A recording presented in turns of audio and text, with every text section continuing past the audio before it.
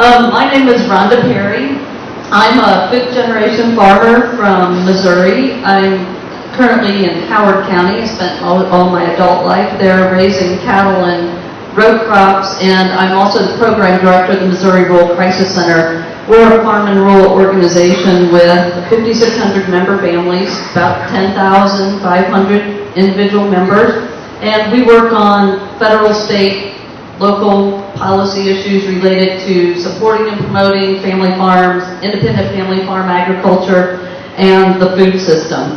We also have a project in which we have brought together independent pork producers with retailers, consumers, institutions. It's called Patchwork Family Farms Pork. I had to pay extra to get the 2-minute commercial on, you should buy Patchwork Family Farms if you want to have some great pork, all raised by Missouri family farmers with no antibiotics.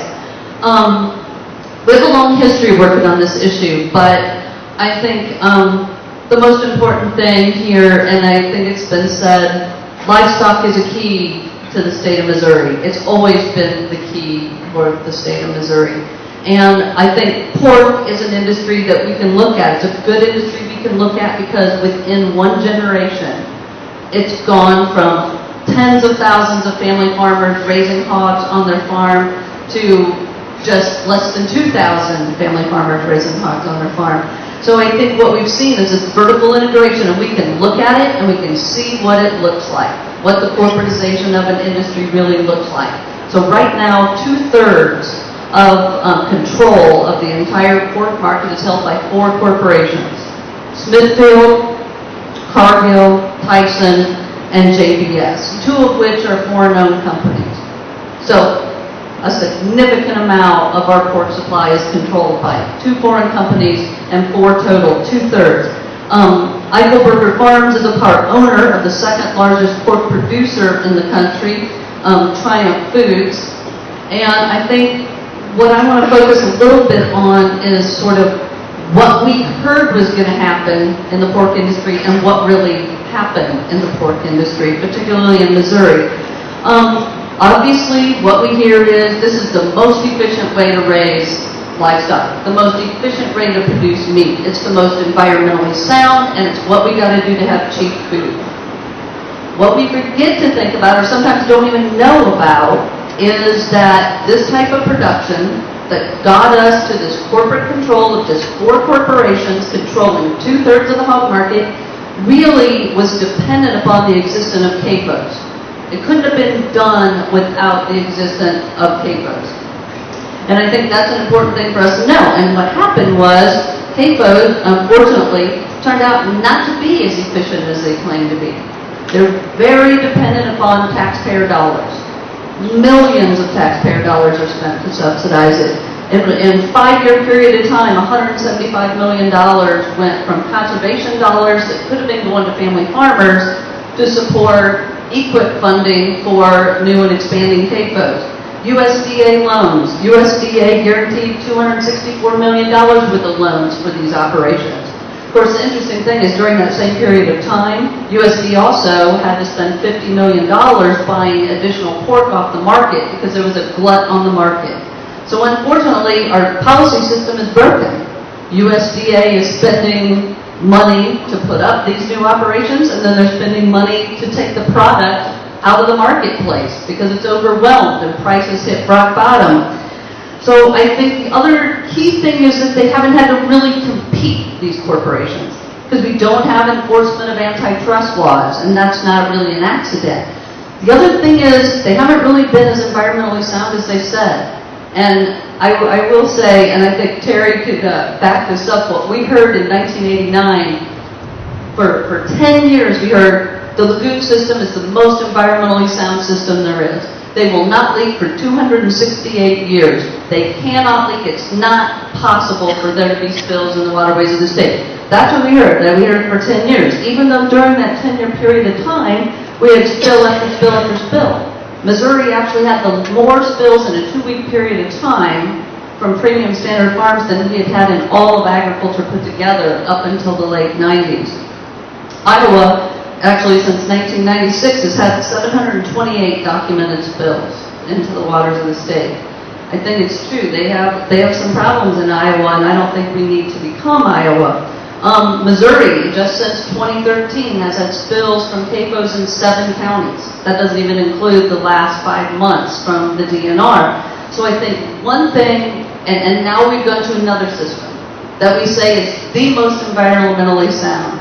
But I think we have to question whether it is. The history is not that great on these operations when it comes to the environment. And one thing we know is the state standards are not sufficient. The state standards currently, any operation less than 17,499 animals can be within 2,000 feet of a residence. And any number of animals can be within 3,000 feet. Waste can be applied within 50 feet of your property line. 50 feet is like not very far, really. I mean, waste can be applied through a spraying gun within 50 feet of your property line, which is one reason why some communities, and I think it's important that we make these decisions at these local levels, 19 different rural counties have passed health ordinances to try to address some of the issues that have resulted from these operations. So I think that's something that individual communities can consider. The other thing is, while I don't know the exact amount of waste this operation will produce, but similar operations of this size, according to EPA, will produce 10 million gallons of waste a year. That's untreated waste, 10 million gallons. That's quite a bit. It's double. It's more waste than double the town of Fulton, except that it's untreated waste. And the other issue about cheap food, which I think it's important to address, because that was the other big thing. You have to have industrial livestock production in order to have cheap food. But what's happened in this same time frame, the one basically generation since 1985, is 91% of Missouri hog producers are no longer in business. That's 20,872 hog farmers who were operating in Missouri, buying locally, supporting local businesses, creating economic development. They're gone. 91% gone in the state of Missouri. During that same period of time, I do know what the retail price of pork did. It went up 113%. From $1.71 to $3.64. That's the retail price of pork in that 20-year period of time. 113% increase. Well, I'm a producer, and I think I should get more money for my cattle. I think it's okay for farmers to get fair prices, and maybe consumers would have to pay a little more. But that was a 113% increase, and the producer's share of that retail dollar went down 39%, from 40 cents to 30 cents. So clearly somebody makes out in the system. I mean, the price of pork went up 113%. Producer's share went down 39%. So somebody in that system is making money. They are able to make the system work for them. It just hasn't been the consumer, and it hasn't been the independent producer, and it really doesn't seem like it's been the environment or the economies of rural communities. So I think, unfortunately, this system of production has not a great history in terms of the environment, in terms of the taxpayer dollars that have had to be used to subsidize it, in terms of consumer prices or independent producers. I think one thing to note, and this is sort of an important thing for us to keep in mind as we address these issues in our own communities, like you guys are here tonight.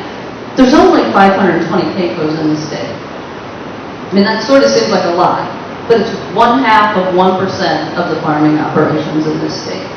99,000 farms. We're second largest number of family farms in the country after only Texas. We're built on family farms. And I think the fact that CAFOs make up such a small percentage means to me that we should really consider focusing on protecting the property rights of the vast majority of the 99.5% of independent family farms that are in this state, and spend a little bit less time worrying about how we can defend the system that hasn't been really great for us in Missouri. So I would just encourage you to consider the property rights and the farmers' rights of the vast majority of producers in this state. And again, I just want to say how great it is that so many people turned out to really learn about this issue and participate in their own communities And I do have information about the stats on the retail prices that I can provide to you after the meeting. Thank you very much.